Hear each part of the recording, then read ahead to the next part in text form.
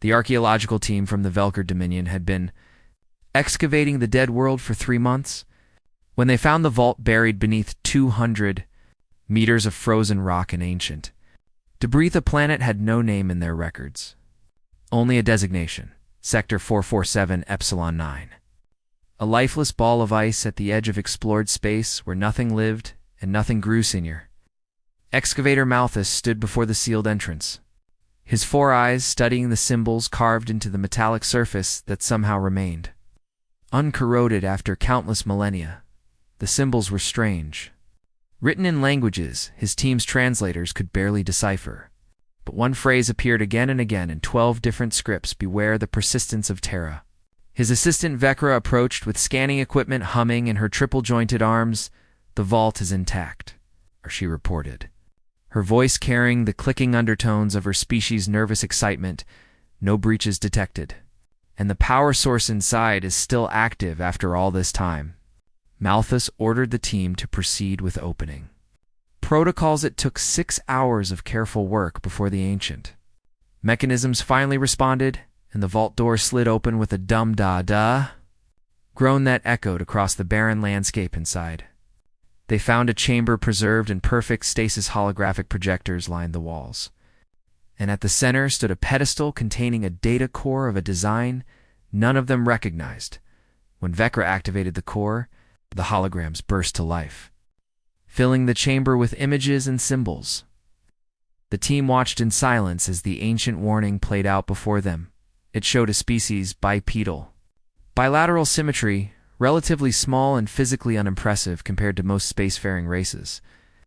The narration came in a language the translators struggled with, but the meaning became clear through the images and mathematical concepts embedded in the presentations. These creatures were called humans, and they came from a world called Terra or Earth or Sol3. Depending on which of their fragmented languages one referenced, the warning was explicit, and dire humans were persistent beyond reason. They did not accept defeat. They turned every setback into a lesson, every loss into motivation, and every disadvantage into an eventual strength. The presentation showed human warriors fighting with primitive weapons against vastly superior foes, showed them losing again and again but returning each time with new tactics and adaptations. One segment showed humans hunting a massive predator on their homeworld, a creature that could kill any individual human with Issa.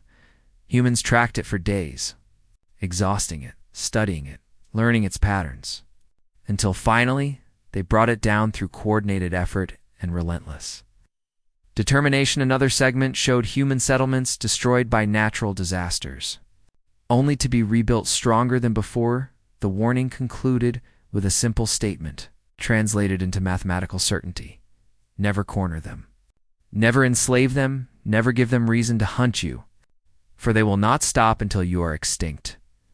Malthus stood in silence after the presentation ended, his mind processing what he had witnessed around him. His team murmured in confusion and skepticism. "This is clearly propaganda," Vekra said dismissively. "Some extinct species trying to elevate their enemies to mythological status. Or perhaps a primitive species' own self-aggrandizement," another team member added. "We've seen this before.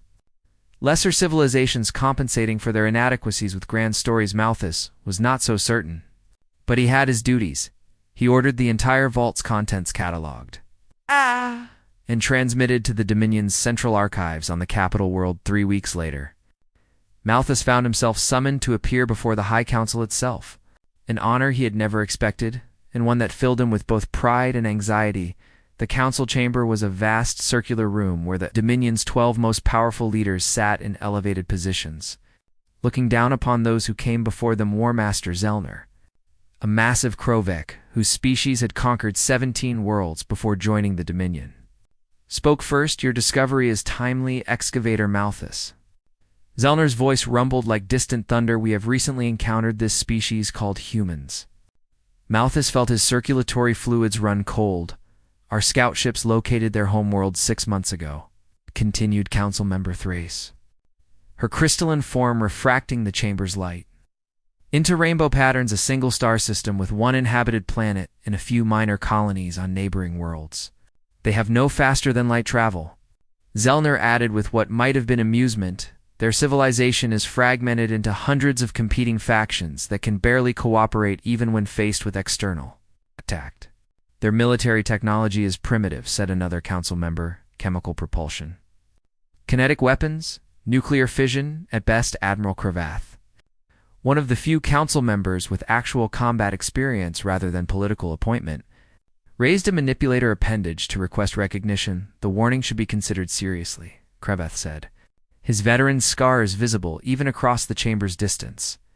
Unknown species with unusual characteristics have surprised us before. Superstition and caution are different things. Admiral Zellner replied with barely concealed condescension. The humans are weak, divided, and technologically backwards, but their system occupies a strategic position. Thrace interjected. 3 major trade routes intersect near their star, and their planet possesses remarkable biodiversity and resources. The ancient warning, Cravath began, but Zellner cut him off. It was left by a species so primitive they didn't even achieve interstellar travel before their extinction. We've analyzed the data core's technology. It's millennia old and laughably outdated. The debate continued for hours, but Malthus could see the decision had already been made. Before he ever entered the chamber, the Dominion wanted Earth's resources and strategic location. The warning would be dismissed as primitive superstition from a long-dead civilization that probably fell to its own inadequacy. Wardmaster Zellner called for a vote. 10 of the 12 council members approved immediate military action. 2 claimed the human system only. Admiral Cravath and 1 other dissented. Malthus was thanked for his service and dismissed as he left the chamber.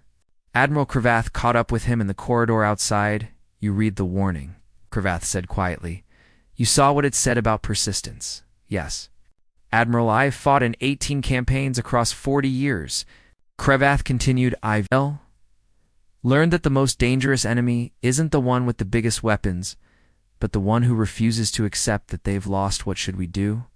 Malthus asked. Nothing we can do, Cravath replied, his voice heavy with resignation. The decision is made, and the Dominion's war machine is already mobilizing. I just hope I'm wrong about this. He wasn't within 2 months.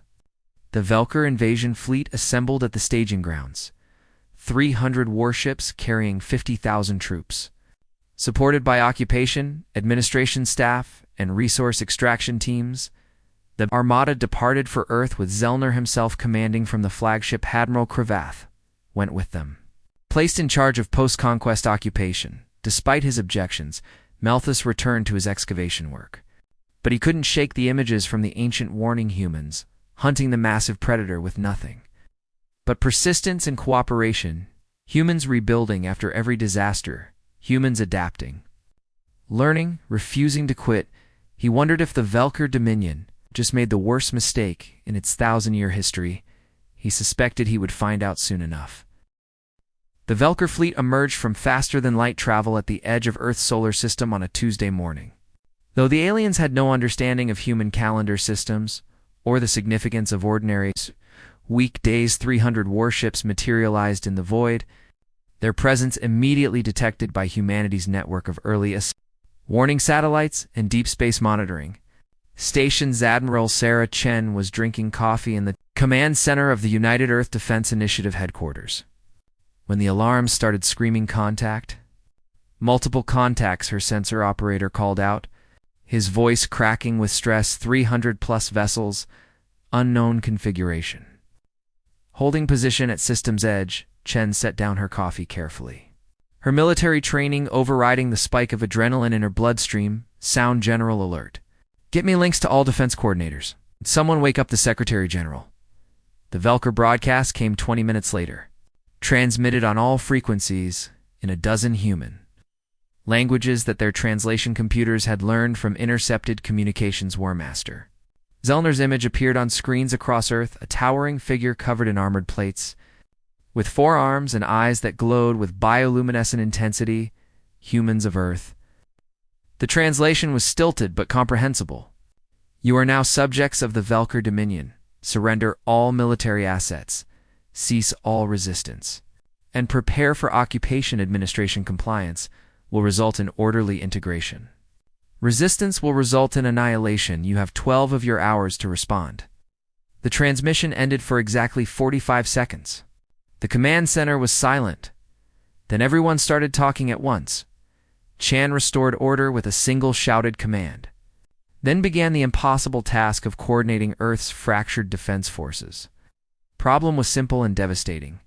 Humanity had never unified for anything, and their military assets were scattered across competing national governments, corporate security forces, and independent colony militias. The United Earth Defense Initiative existed mostly on paper, a diplomatic fiction that commanded respect from almost nobody.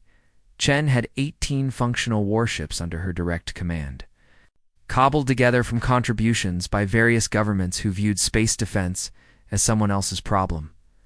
Corporate security fleets protecting mining operations and orbital factories numbered perhaps another 40 vessels, but they answered to shareholders, not military command. National Space Forces added maybe 100 more ships, but getting them to coordinate was like herding cats who all hated each other against 300 advanced alien warships with technology decades or centuries ahead of human capabilities. It was a massacre waiting to happen. Secretary General held an emergency session of the Global Assembly. Delegates argued about surrender terms while the 12-hour deadline counted. Donsum advocated immediate compliance. Others demanded resistance regardless of cost. And still others suggested trying to negotiate for better terms by the time they reached a consensus to offer conditional surrender with protection for human rights and sovereignty. Only 2 hours remain. War's response was simple: unconditional surrender or annihilation. No negotiations. Admiral Chen made the decision that would define her legacy: all defense forces. This is UEDI actual. She broadcast on all military channels. We engage in 90 minutes. Coordinated strike pattern Omega-7 if we're going down. We're taking some of them with us. The response surprised her. Corporate fleets acknowledged. National forces confirmed. Even the independent colony militias signed on for the first time in human history. Every armed spacecraft in the system fell. Under unified command, it still wasn't enough. The Battle of Earth lasted 6 hours and resulted in the complete destruction of human military capacity and space. Chen's forces executed their attack runs with desperate courage, managing to destroy or damage 17 Velker ships before being systematically annihilated.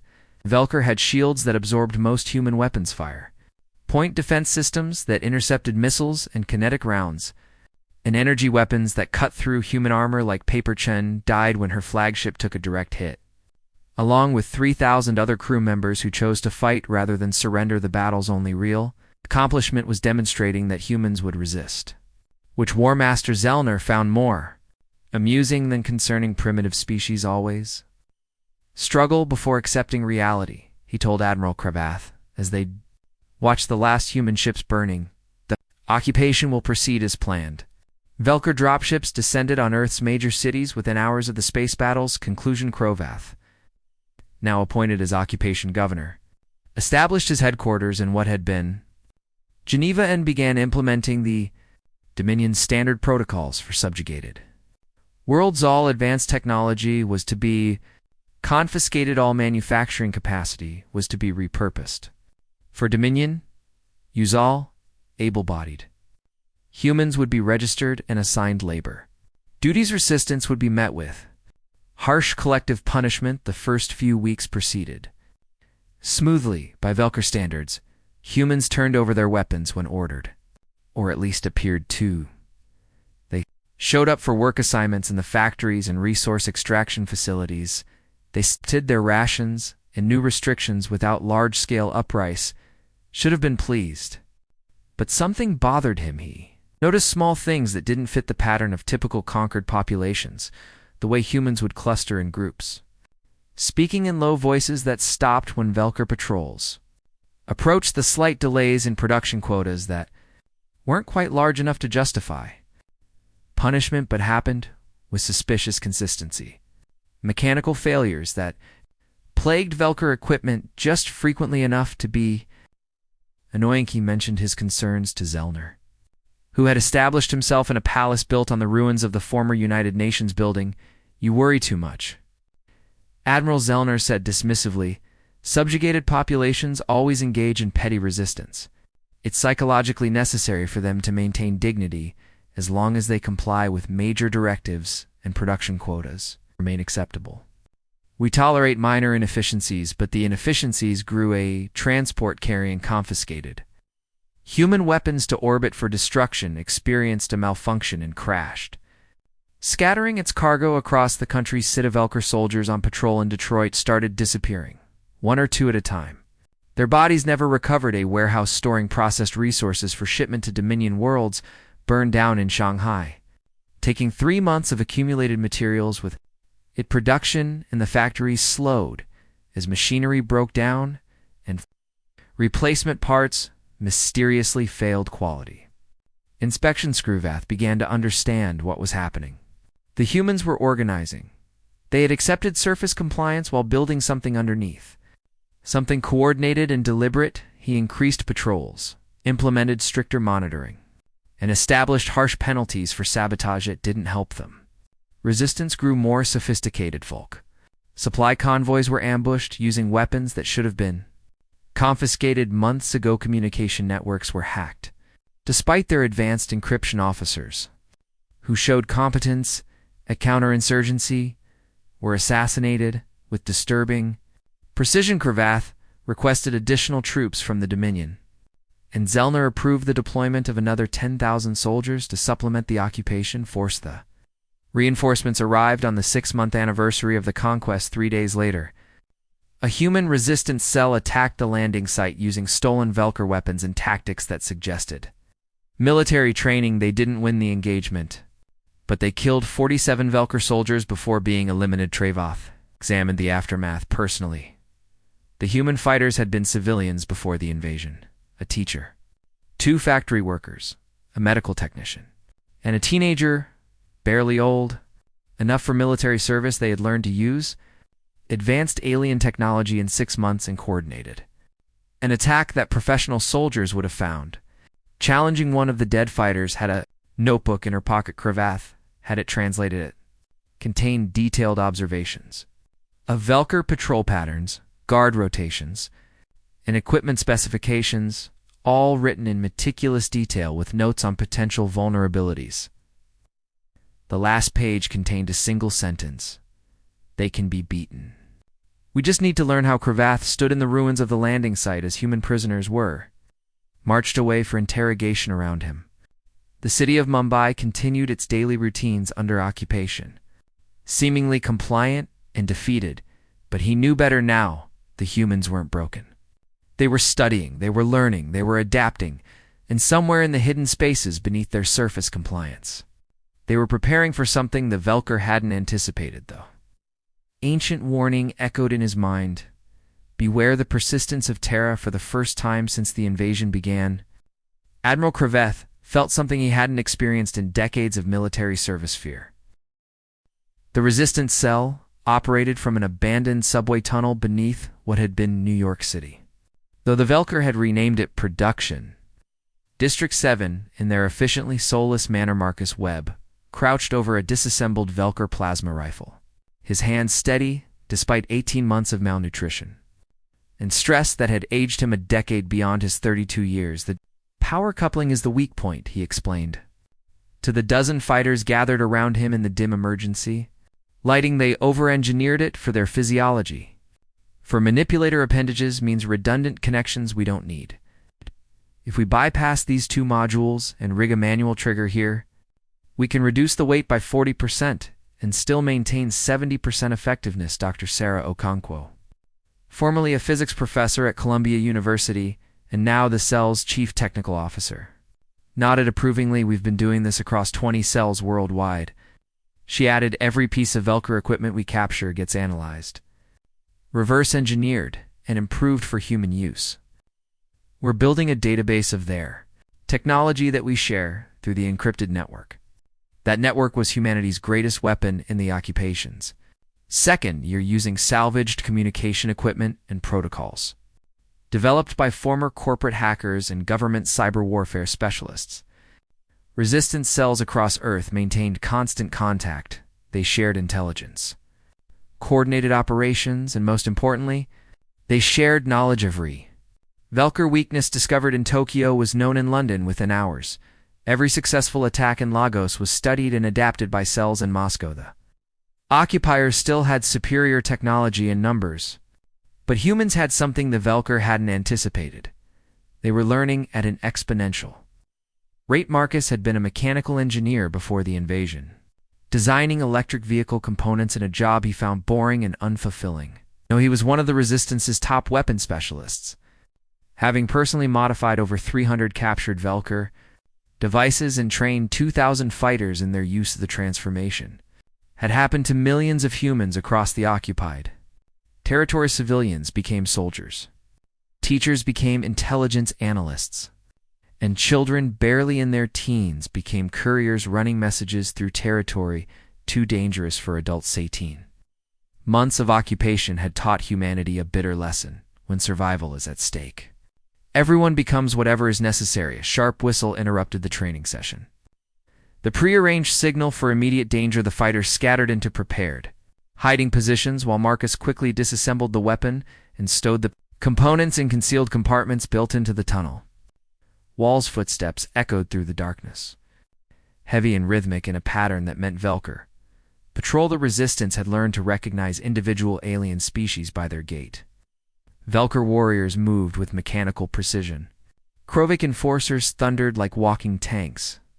Enthesian scouts clicked along with insectoid irregularity. This was a Velker patrol, probably for soldiers based on the sound pattern. Marcus pressed himself into a maintenance alcove and controlled his breathing. The patrol passed within 3 meters, their helmet lights sweeping across the tunnel but missing the carefully camouflaged hiding spots when the footsteps faded. Marcus counted to 300 before emerging. The patrol schedule had just shifted again, which meant Admiral Cravath was tightening security in response to last week's successful attack on a supply depot. The humans would observe the new patterns, identify the gaps, and adapt their operations accordingly. This was the rhythm of the Long War probe: learn, adapt, strike, retreat, and repeating orbit around Earth. The Velker maintained a garrison fleet of 70 warships, a precaution that seemed excessive for a conquered world with no spacefaring capability. What the occupiers didn't know was that deep in the asteroid belt, hidden in the ruins of destroyed mining facilities, human engineers were building something unprecedented. The project had started 9 months after the invasion, when Dr. James Chin, no relation to the late admiral, had successfully decoded the mathematical principles behind Velker. Faster than light travel, his research team, working in a hollowed-out asteroid with equipment salvaged from a dozen different sources, had spent another 6 months building humanity's first FTL engine prototype. It exploded during initial testing, killing Dr. Chen and 7 others. But the data from that explosion taught the survivors what went wrong. The second prototype ran for 3 seconds before failing. The third ran for 17 seconds. The fourth prototype, completed in the occupation's 18th month, achieved stable FTL field generation for 2 full minutes. Commander Jessica Torres, formerly a Space Force pilot and now leader of the secret shipbuilding project, stood in the observation deck, watching the test vessel flicker in and out of normal space around her. 200 engineers and technicians cheered with exhausted triumph. We did it. Her chief engineer, Marcus Reeves, different Marcus from the New York cell, said with something like religious awe. We actually did it. Don't celebrate yet, Torres cautioned. Though she was smiling, we need to scale this up to a combat-capable vessel and do it without the Velker noticing. How long? Best estimate, 6 months for the first ship. Then we can accelerate production once we've refined the process. 6 months turned into 7. But the result was worth the wait. The prototype warship that humanity designated TRS Defiance was ugly by any aesthetic standard. A Frankenstein combination of human hull design, Velker weapon systems, captured power generators, and jury-rigged FTL engines that shouldn't work but somehow did. She was also humanity's first hope. In 2 years of occupation, Torres commanded the Defiance herself on her maiden voyage, jumping to a position just outside Almar's orbit and conducting weapon tests on abandoned satellites. The ship's performance exceeded expectations. The field drives were stable. The weapons were functional, And most importantly, the Velker garrison fleet had no idea she existed back on Earth. Admiral Cravath was facing a different kind of problem: resistance. Activity had escalated from nuisance to genuine threat last month alone. His forces had suffered 200 casualties from ambushes, sabotage, and assassination. Production quotas were down 40% across all facilities. 3. Supply ships had been destroyed by human fighters using weapons that shouldn't exist, and worst of all, his troops were showing signs of declining. Moral Velker soldiers were trained for conventional warfare against enemies who fought with honor and accepted defeat when outmatched. They had no experience with an enemy that struck from shadows, that used their own civilians as cover, that fought with tactics. The Velker Code of Military Conduct considered dishonorable and cowardly. Cravath had tried to explain this to War Master Zellner during their monthly communication. The humans are not following expected patterns for a subjugated population. Cravath reported they are actively studying us, adapting to our tactics, and growing more effective with each engagement than increased pressure.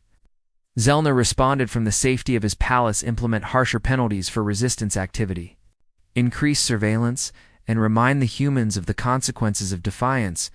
Cravath knew it wouldn't work, but he followed orders. The crackdown began in Production District 4, formerly known as Beijing. Velcor soldiers rounded up 2,000 civilians suspected of resistance connections and held them in a stadium for public trial. The executions were scheduled to begin at dawn. As an example to the rest of the population, the resistance attacked.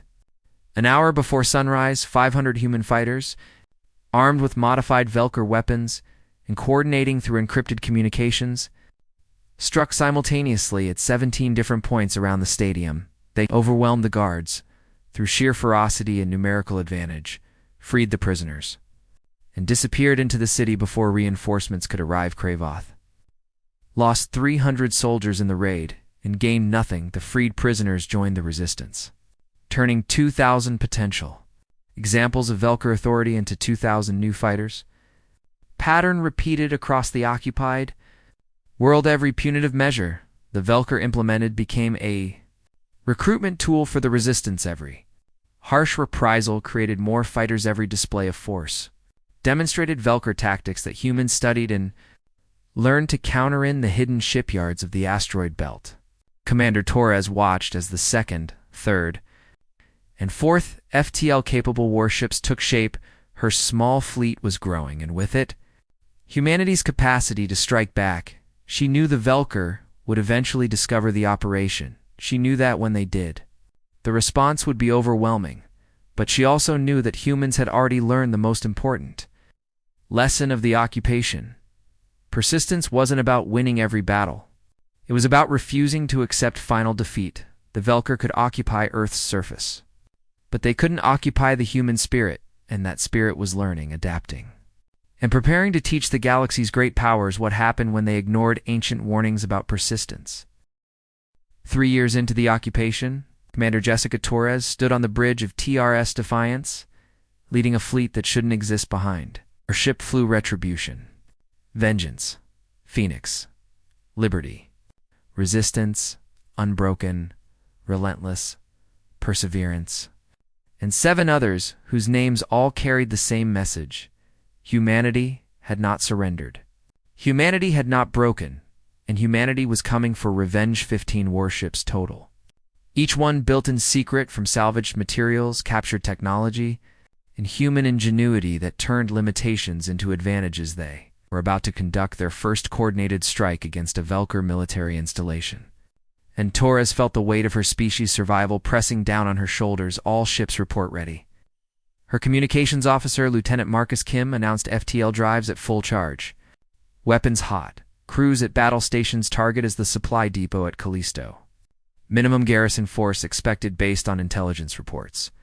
Torres studied the tactical display showing Callisto's orbit around Jupiter. The Velker had established the Depot 18 months ago to support their occupation, fleet and resource extraction operations throughout the outer solar system. It was supposed to be a safe rear area facility, far from Earth's resistance. Fighters who lacked spaceflight capability Velker were about to learn that assumption was now fatally incorrect. Execute jump on my mark. Torres commanded 3, 2, 1. Mark the universe twisted around defiance as her FTL drive engaged. And suddenly, she was in orbit around Callisto with her entire fleet materializing. Around her in perfect formation, the Velker supply depot's automated defenses took 6 seconds to recognize the threat and begin targeting. Protocols at 6-second delay cost them everything. Human ships opened fire with modified Velker plasma cannons, kinetic railguns built from mining equipment, and missile systems that combined human and alien technology in ways neither species had intended. The depot's shields, designed to withstand conventional attacks, couldn't handle the volume of coordinated fire from 15 ships attacking simultaneously. Torres watched on her display as the shields collapsed and human weapons began tearing into the station's structure of Velker garrison ships. 3 cruisers that had been docked for resupply attempted to launch, but 2 were destroyed before they could get their drives online. 3rd made it to open space and broadcasted distress signal before retributions. Railgun turned it into expanding debris. The entire engagement lasted 11 minutes when it ended. Callisto's supply depot was a shattered ruin. 6 months of accumulated resources were destroyed, and humanity had achieved its first military victory since the invasion began. Torres allowed herself exactly 30 seconds of satisfaction before ordering the fleet to scatter all ships. Execute dispersal pattern Delta. She commanded rendezvous at fallback point in 72 hours. Monitor all frequencies for Velker response. The human ships jumped away in different directions, vanishing into the vastness of space before the Velker occupation fleet could respond. News of the Callisto raid reached Earth within hours through channels the Velker still hadn't managed to shut down in the underground resistance cells, in the labor camps, in the occupied cities, where humans lived under alien rule. The message spread like wildfire. Humanity had struck back. Humanity had warships. Humanity was fighting in space. Again, Marcus Webb heard the news in his New York tunnel hideout and felt something he hadn't experienced in 3 years. Hope, not the desperate, fragile hope of survival, but real hope that maybe, possibly, humanity might actually win this war. The Velker response was predictable, and brutal War Master Zellner ordered a complete crackdown on Earth, implementing martial law so severe that even Admiral Creveth protested. 10,000 humans were rounded up and executed as punishment for the Callisto. Attack production quotas were doubled. Despite being impossible to meet, curfews were extended. Rations were cut. Velker patrols were authorized to use lethal force at the slightest provocation. It backfired spectacularly. Harsh measures didn't break human resistance. They transformed it from scattered cells into a coordinated insurgency that treated Velker occupation forces as an army to be destroyed rather than rulers to be endured. Attacks escalated in frequency and sophistication. A Velker command post in Moscow was destroyed by explosives planted in the building's foundation, killing 200 officers, including 3 regional commanders in Lagos. Human fighters ambushed a Velker supply convoy using tactics copied from the Callisto raid, overwhelming the escorts with concentrated fire and capturing enough weapons to arm 500 more resistance members. Tokyo. Resistance cells hacked into the Velker communication network and broadcast instructions for building improvised explosives directly to every occupied city on Earth and everywhere. Always. Humans were learning. They studied captured Velker equipment with the intensity of students cramming for a final exam that would determine their species. Survival. They reverse-engineered weapons, armor, vehicles, and computer systems. They found vulnerabilities, exploited weaknesses, and adapted alien technology for human use. Dar Sarah Okonkwo, working in a laboratory hidden beneath the ruins of what had been Chicago, made a breakthrough that would change the war's trajectory. She had been studying Velker biological data obtained from captured medical facilities, trying to understand their physiology. What she discovered was both horrifying and strategically valuable. The Velker had specific vulnerabilities to certain compounds that were relatively harmless to humans and most Earth life forms within 2 months. She had developed a biological weapon specifically tailored to Velker. Physiology, it wouldn't kill them. Nothing in her scientific ethics would allow her to create something so indiscriminate, but it would incapacitate them for days with symptoms similar to severe influenza. Resistance deployed the weapon during a coordinated uprising in Production District 9. Formerly London dispersal devices hidden throughout the Velker garrison released the bioagent, and within hours, 80% of the occupation force was too sick to function. Human fighters seized control of the entire district, evacuated 2 million civilians to resistance-controlled territories, and disappeared before Velker reinforcements arrived wearing protective equipment.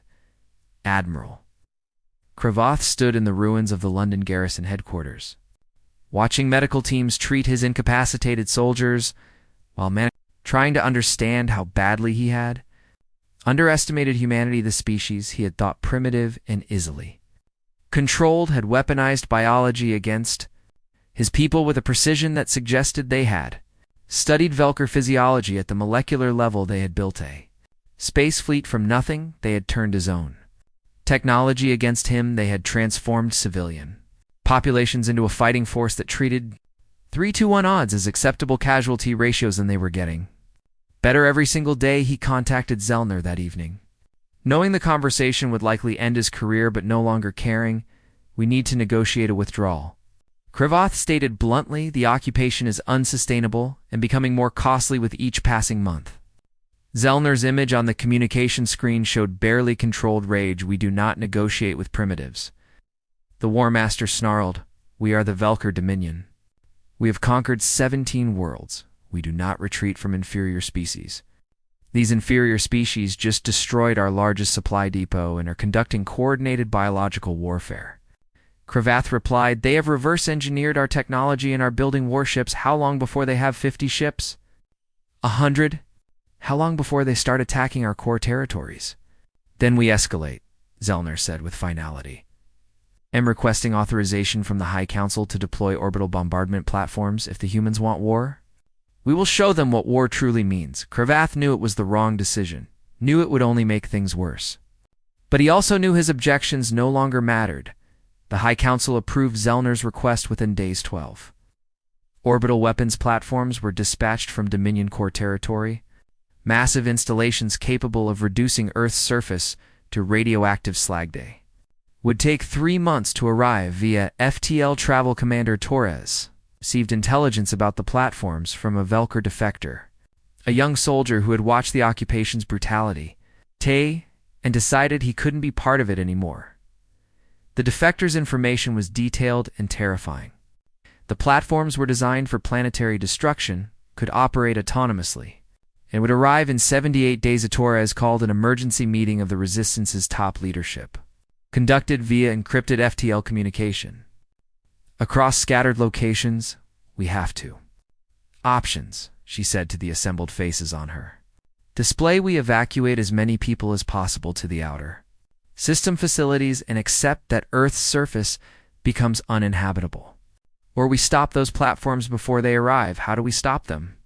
Asked General Marcus Webb, former engineer who now commanded Earth's largest resistance army. Will be escorted by warships and protected by shields.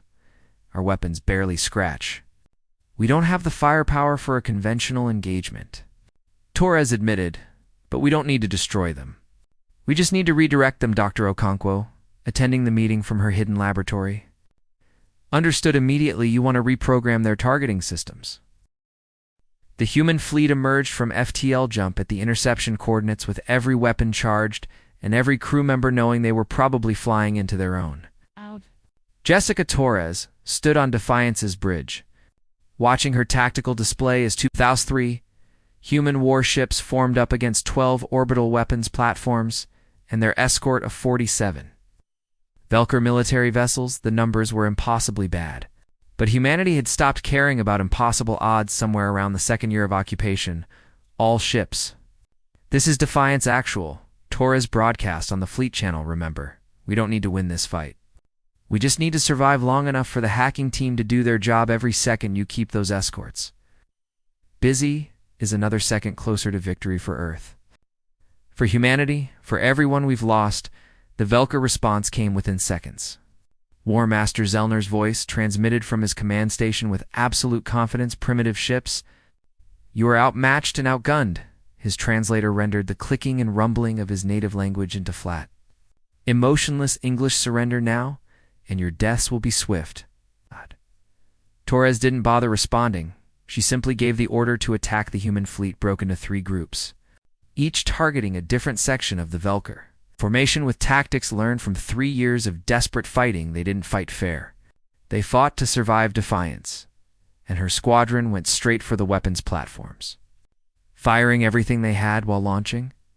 Electronic warfare drones that Dr. Okonkwo's team had designed specifically for this mission. The drones latched onto the platform's communication arrays and began transmitting hacking codes that exploited vulnerabilities in Velker computer systems behind them.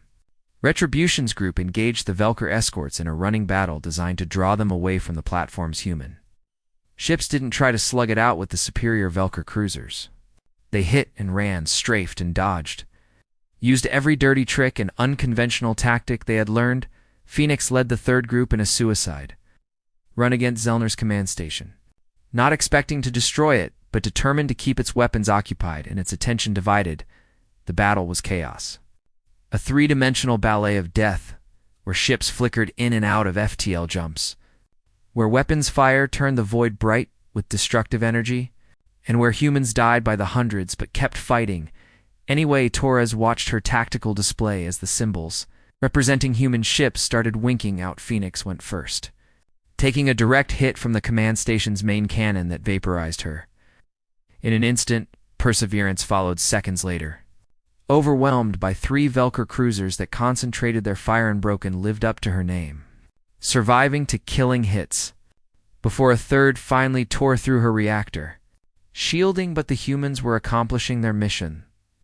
Hacking drones were successfully uploading their code into the weapons platforms, systems, exploiting backdoors and vulnerabilities that Velker programmers had never imagined anyone would find. Dr. Okonkwo, monitoring the operation from her laboratory on Earth, watched the progress indicators climb on her screens. Platforms 1 through 4 are compromised.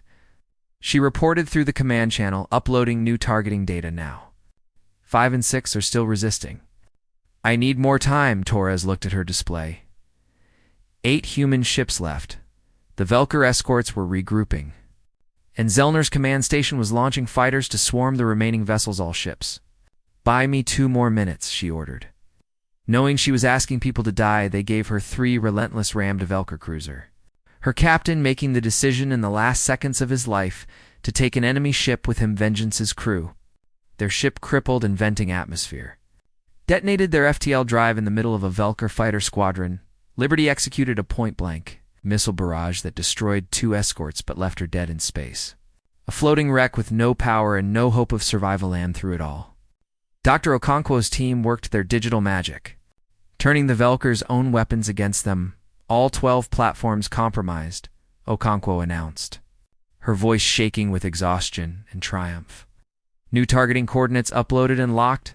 They're firing now. The orbital weapons platforms, designed to reduce planets to ash, turned their devastating firepower on new targets. Zellner's command station took 6 simultaneous hits from weapons that could crack continental plates. The station's shields lasted exactly 4 seconds before collapsing, and then the structure simply came apart, torn into component atoms by a destructive force that nothing material could withstand. 47 Velker escort ships met the same fate as the platforms methodically worked through their new target list, eliminating every military vessel in the area with mechanical efficiency. War Master Zellner died in the first salvo, along with 3,000 Velker personnel on his station. The Dominion's occupation leadership died in the next 60 seconds as the platforms targeted every military installation in the solar system.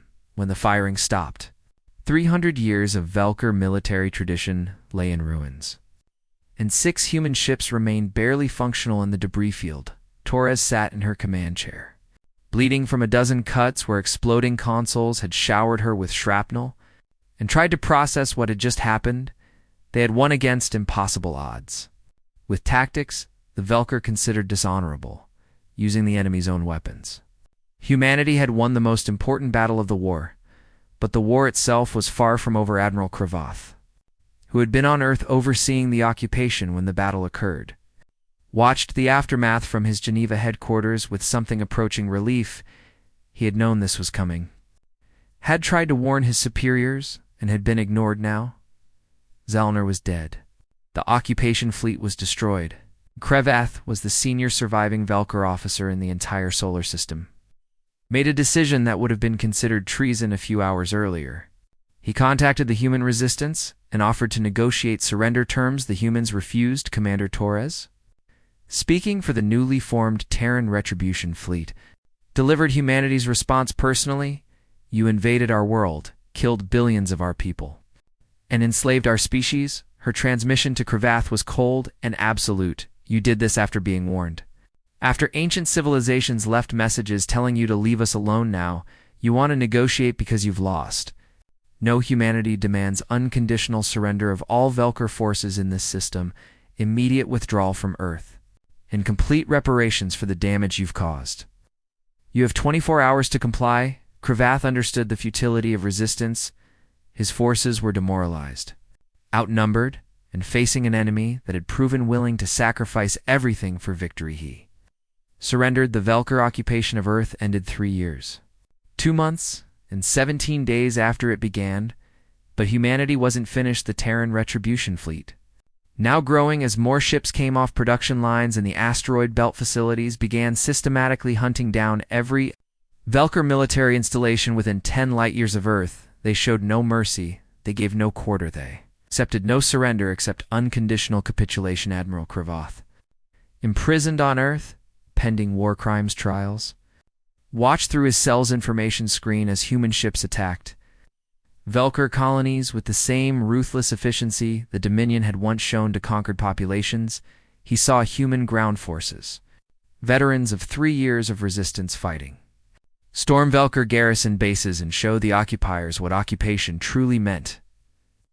Watched as the Dominion's outer territories fell one by one to an enemy that fought without honor, without restraint, and without any intention of stopping until every Velker world that had supported the Earth. Invasion paid the price 6 months after Earth's liberation. The Velker High Councils sued for peace from their core territories. The humans refused 1 year later. With 20 Velker worlds under human occupation and the Dominion's economy collapsing, the Council offered unconditional surrender. The humans accepted, but their terms were harsh beyond anything galactic civilization had seen in centuries. The Velker Dominion was dissolved. Member species were granted independence. Every ship, every weapon, every piece of advanced technology the Dominion possessed was turned over to human Contra War Master Zellner's homeworld. The political heart of the Velker species became the site of humanity's first extrasolar colony in the ruins of the Velker's ancient capital, where their civilization had stood for 3,000 years. Human engineers erected a monument. The monument stood 50 meters tall, built from the wreckage of Velker warships, melted down and reformed into a simple black obelisk. One side was carved the ancient warning in 12 languages, aware the persistence of Terra on the other side. In letters that glowed with bioluminescent intensity borrowed from Velker technology, was humanity's addition to that warning. They were warned. They did not listen. They invaded our world, enslaved our people, and thought us primitive and weak. They learned the truth too late. To all species who might consider Earth as conquest, we are humanity. We do not forgive. We do not forget. We do not stop. Leave us in peace. Or learn as the Velker learn. There is no third option. Admiral Cravath was given the opportunity to view the monument before his execution for crimes against humanity.